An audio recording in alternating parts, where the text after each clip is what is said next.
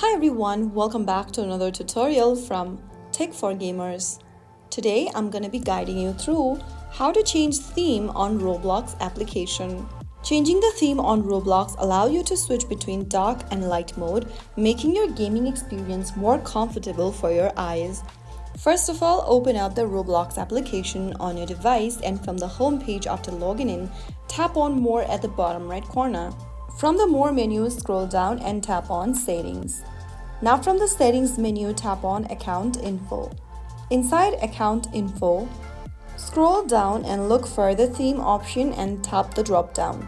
Click on Dark from the menu, and if you have the light option, you can switch to dark and vice versa. Soon after you do that, from this option over here, you can switch between light to dark whenever you want.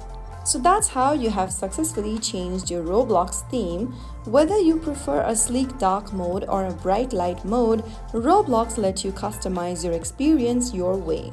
If you found the video helpful, don't forget to like, share and subscribe to the channel.